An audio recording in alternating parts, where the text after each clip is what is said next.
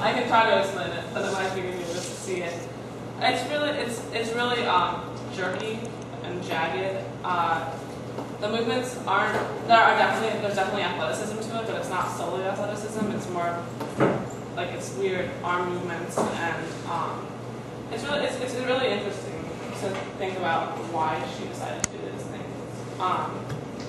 Yeah. So I think I was on NewYorkTimes.com, and I have this quote: "Powerful, dynamic, jagged, and filled with tension. This vocabulary combined with Graham's distinctive system of training to set her above other news innovators." So she created a shift in dance, and that she created a new vocabulary and a paradigm shift. She laid the foundation for modern dance, but it's interesting because she considered herself to be a contemporary dancer as opposed to a modern dancer, and the distinction is hard to really quantify. But I think that modern dance or contemporary dance she saw as maybe a continuation of ballet in the technique, whereas modern dance is just really different. So yeah, she really was focused on finding an inner reality as opposed to a physical external reality or creating a storyline, which I think really relates to both Impressionism and like Cubism. When I was doing my research, I came across a lot of things that talked about her as a Picasso of dance. So she really just broke the mold, changed the whole goals and ideals. Yeah. So that's basically. So yeah, the story became secondary. The raw emotions became the first priority. The dance became scaled down to reflect that. That's all I got about that. So I don't know what we're doing about the videos. So okay. You want just like a minute, right? What? Yeah. Okay. Okay. Yeah. Can you tell us perhaps like your personal connection towards dance and why like it's really important? Oh yeah. Okay. Well, I have been a modern dancer for a while. I danced at a company in Tucson called Susie Dance Company, and I'm in the apprentice company. I actually started out when I was really little because I have trapeze classes for little kids. They're not like circus trapeze; they're like this tall, and it's like back and forth, and in circles sometimes too. So I started out with that, and then I grew a lot, so I didn't like it anymore. So I went down to it was too hard. I didn't want to, so then I went down to the floor. And Susie's really modern and kind of strange sometimes, but I like it. I don't know.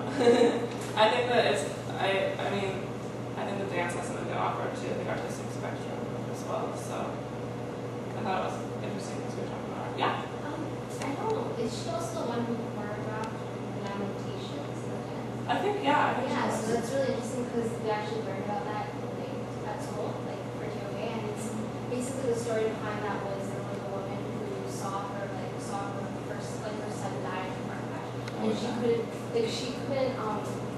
deal with it almost like not like she didn't even cry. Like she's like, I don't understand why I can't cry. I don't know, when she saw lamentations for the first time, like that was when she cried. She told like about like, oh, like you like taught me how to kind of like, I just found that really interesting, like what you said about raw emotion, how like dance can almost say things that other forms cannot, and that both that kind of emotion there. And I just That's really interesting. I didn't know that at all. and like we saw the dance, and our first reaction is like it's kind of weird, right? But then like after you see it a couple times, you almost see like what you said, you can kind of look at it as something kind of thinking. Well, yeah, it's really fascinating because with theater and with life, is you basically explicitly say what you mean and you take the meaning from that. But I feel as though dance is explicitly saying the meaning almost, and there's not really any, there's really nothing in between. There's no process you have to get through. Yeah? I'm just wondering, well, like, do you think, or like, do you personally think that when dance moves away from ballet and towards like more of a modernist tradition, rather like the goal of giving pleasure or giving meaning to the, to the audience versus to the dancer? Do you think there was a change there? I think, well, definitely, yeah. I think before, they still obviously do ballet. I'm trying to think, it seems to be more of a social thing, ballet, and then modern dance seems to be more focused, like I said, on emotion, on invoking in the viewer. Ballet, there was some tragic ballets, but I think that really relates to what I'm talking about in the modernism class. In that, wow, I just forgot what I was going to say. I'm sorry, I'm really nervous, you guys. What was I going to say? Plays beforehand were very dramatic, very, they felt as though they needed to have all of this spectacle in order to entertain the audience, whereas both in later plays and later modern dance, you see more of, like, scaled down, like I said, and more emotion-based. So yeah, I definitely think that would change. But I think dance definitely still is very entertaining. I think maybe the earlier dance was less so, but like, I'm going to show you an Amelia's montage if it works, and it becomes really entertaining. You want to go first? Yeah.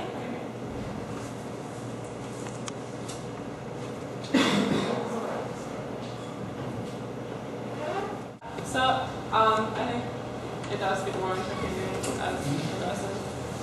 And you'll see it's not balletic by any means, but it's still really technical and takes a lot of strain, which I think is really the cool part about modern dance is it didn't lose that technical aspect and that strength is still really difficult to do. I think it's interesting the way the third part is spelled. It's rock of my soul in the bosom of Abraham. And I'm not very good at that, but I think it is interesting because it gives an importance to that vernacular and a way of speaking, and it gives it like a historical and cultural atmosphere. So I think, Revelations just discusses like the African American struggle. I don't know why I put quotations around that. It was a struggle, I promise. Through the importance of gospel music and religion and redemption, and it really, I thought, lent power to the civil rights movement because it's beautiful and dignified, and there's a range of emotions present in it. I think it's a really beautiful representation of how religion was such a guiding part of, and a strength-giving part to the African American struggle, I guess, and inside culture. And I think Alabama is also really important, not just because of its political message, its explicit political message, but he was an African-American man who was an amazing choreographer and really wrestling with this technically to the modern dance scene. And he rejected the segregation that was present in modern dance at the time, and his cast, as you can see, was almost all African-American and remains that way today. So yeah, that is those. And then, okay, I kind of want to talk about just what dance specifically has to offer as an art form. And I think I mostly touched upon this already, but just like any art form is another way of exploring the human experience. But I think that the movement and the music give a dynamism, and emotion. There's a lot of words that I know, but I don't know how to say. Anyway. That is lacking in painting and theater. So, and I think that it lacks that subjective element, maybe especially modern dance. There's going to be some emotion at least, because you're just seeing a movement, you're not seeing a realistic depiction of anything. So yeah, that's what I have to say.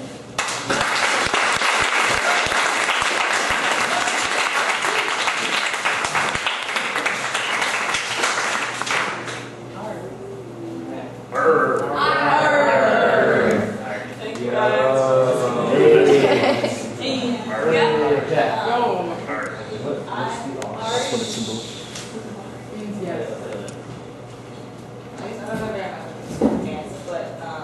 Has the use of props evolved over time? Was that something that became more prominent in modern contemporary dance, or is that something that's been used always? I think it's been used for a while. I'm not really an expert on the 18th century ballet, but I do think that because they are trying to create like a story, they would use props. But the use obviously evolved. You guys didn't see the rest of it, but in Spectre, she has this red skirt, it's huge, and she ends up wrapping it around her head almost. It's underneath it. So I think that's a really interesting use of props that definitely would not have been used in ballet.